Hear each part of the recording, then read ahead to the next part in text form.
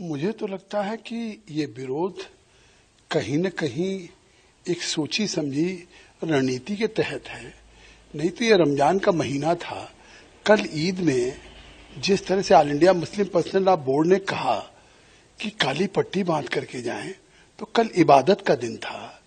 अलविदा की जुमा इबादत का दिन था, लेकिन all India Muslim personal law board ने इस पवित्र रमजान के महीने को इबादत की जगह सियासत बना दिया।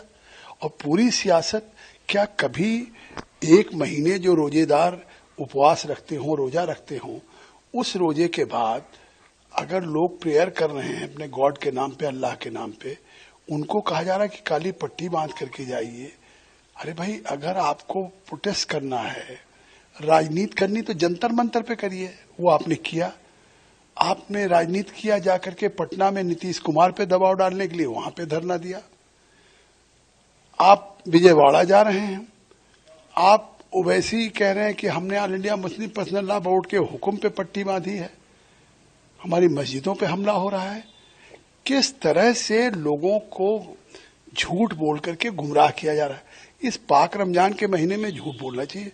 मैं कह रहा हूं, जब संसदीय कार्य मंत्री किरण रिजिजू जी कह रहे हैं लगातार कि हम वक्फ के बिल पे चर्चा करने के लिए तैयार हैं, विपक्ष से अपील कर रहे हैं कि वो भी सदन में आए और इस पे चर्चा करें, जो भी सवाल है उन सवालों का सरकार जवाब देगी।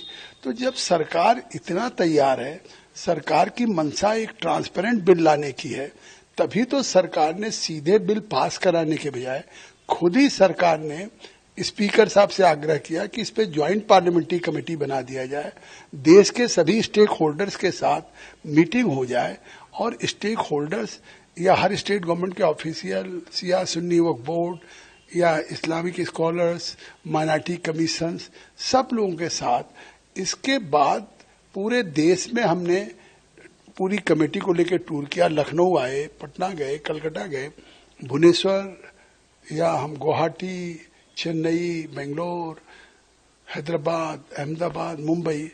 और इसके बाद भी एक लगातार गुमराह किया जा रहा है कि अगर ये कानून पास होगा तो मस्जिदें चली जाएंगी, ईदगाह चली जाएगी, कब्रिस्तान चला जाएगा।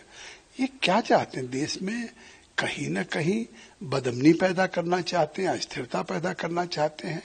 ये कौन सी साजिश है कि इस तरह से, जब एक वक्फ के लिए सरकार साफ कह रही कि हम एक बेहतर और ट्रांसपेरेंट कानून लाके, जो वक्फ की वाकिफ की मंशा है कि वक्फ का आमदनी का फायदा गरीब को, पसमानदा को, खवातीन को, बच्चों को या महिलाओं को मिले, जिसका फायदा नहीं मिल रहा। शिकायतें क्या रही कि वक्फ की प्रॉपर्टी वंस इज ए वक्फ इज ऑलवेज वक्फ। आज वक्फ की प्रॉपर्टी कहीं मुतवल्ली बेच रहे हैं, कहीं केयरटेकर, कहीं वक्फ बोर्ड के लोग मिले हुए हैं।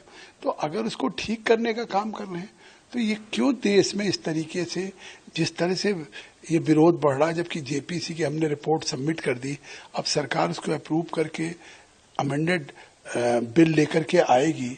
तो अब इसके बावजूद भी ये कहीं न कहीं पूरे देशव्यापी एक आंदोलन किया जा रहा है।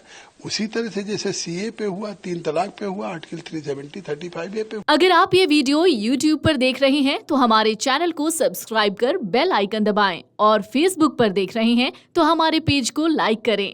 8 मिलियन प्लस सब्सक्राइबर, आपके इस भरोसे के लिए बहुत धन्यवाद।